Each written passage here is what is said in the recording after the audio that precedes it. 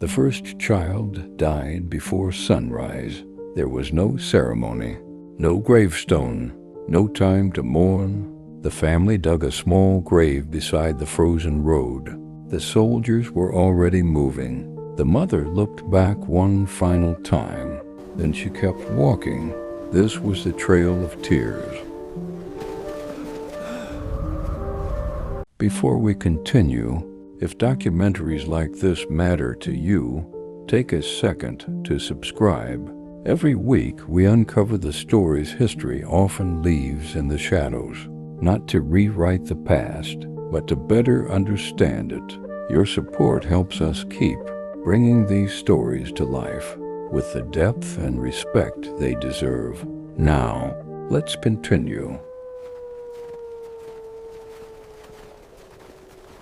The winter wind howled across the landscape. Snow covered the roads. Ice clung to bare tree branches, and stretching for miles was a line of exhausted Cherokee families moving west under armed guard. Men, women, children, the elderly, all walking away from the only homes they had ever known. But the Trail of Tears did not begin with the march. It began when soldiers arrived. In the spring of 1838, thousands of federal troops entered Cherokee territory. Their mission was simple: remove every Cherokee family from their homeland. Some families were eating breakfast when soldiers knocked on their doors. Others were tending crops. Children were playing outside. Life seemed normal until it wasn't.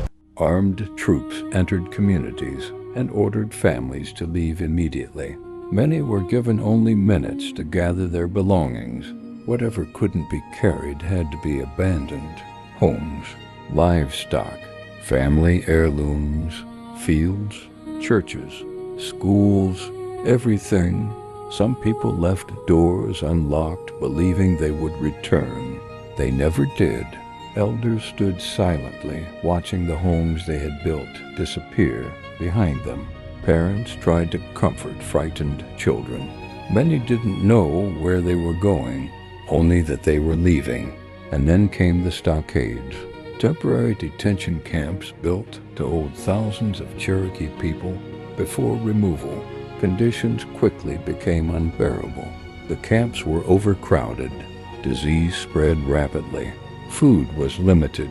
Clean water was difficult to find. Summer heat made conditions even worse. People became sick. Children developed fevers. Elders grew weaker. Many died before the journey west even began. And still, the government continued preparing for removal. Eventually, the order came. The march would begin. Nearly 1,000 miles separated the Cherokee from the land designated for them in present-day Oklahoma, a distance difficult even under ideal conditions. But these conditions were anything but ideal. The first groups began moving west. Some traveled by wagon. Most walked. The roads were rough. The supplies were limited. The uncertainty was overwhelming. Every mile carried them farther from home. Then the weather changed. Cold rain soaked clothing and blankets. Roads became rivers of mud. Wagons became trapped. Progress slowed. The weak struggled to keep up. The elderly fell behind. Children cried from exhaustion. Still the march continued, because stopping was not an option. The further west they traveled, the worse conditions became. Winter arrived, and with it came snow. Freezing temperatures swept across the trail.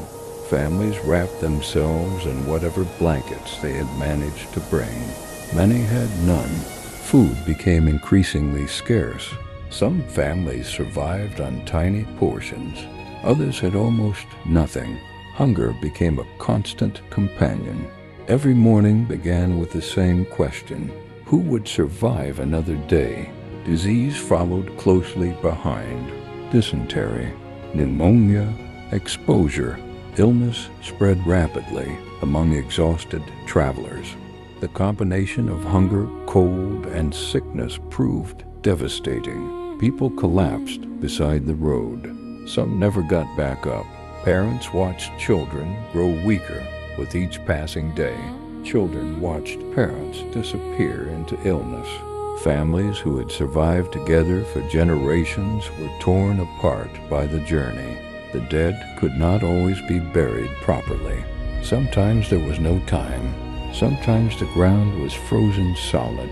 Sometimes the columns simply could not stop. Simple graves appeared beside roads and riverbanks. Many were never marked. Many would never be found again. One Cherokee survivor later remembered hearing mourning cries echo through the camps at night. The sound became so common that it blended into the darkness. Loss was everywhere, and yet people kept walking, not because they wanted to, because they had no choice. Every day brought new hardships, snowstorms, flooded roads, broken wagons, illness, death. The journey seemed endless. For some, hope disappeared entirely. For others, survival became the only goal. Parents carried children when they could no longer walk. Brothers supported aging parents. Strangers helped one another through impossible conditions. Even in the face of unimaginable suffering, humanity endured. But the cost was enormous. Historians estimate at approximately 4,000 Cherokee people died as a result of removal. Thousands more from other native nations suffered similar fates during their own forced relocations. The Trail of Tears became more than a journey. It became a symbol of broken promises, broken treaties, and broken lives. Months after the march began, survivors finally reached Indian Territory and present-day Oklahoma. The journey was over, but there was no celebration, no victory, no sense of triumph, only exhaustion, grief, and silence. They had survived, but they had lost their homes, their communities, their loved ones, their way of life. Everything familiar had been left behind. The land before them was not the land they had chosen. It was the land they had been sent to, and yet something remarkable happened. The Cherokee people endured. They rebuilt communities, reopened schools, restored government institutions, preserved traditions, protected their language, and carried their history forward.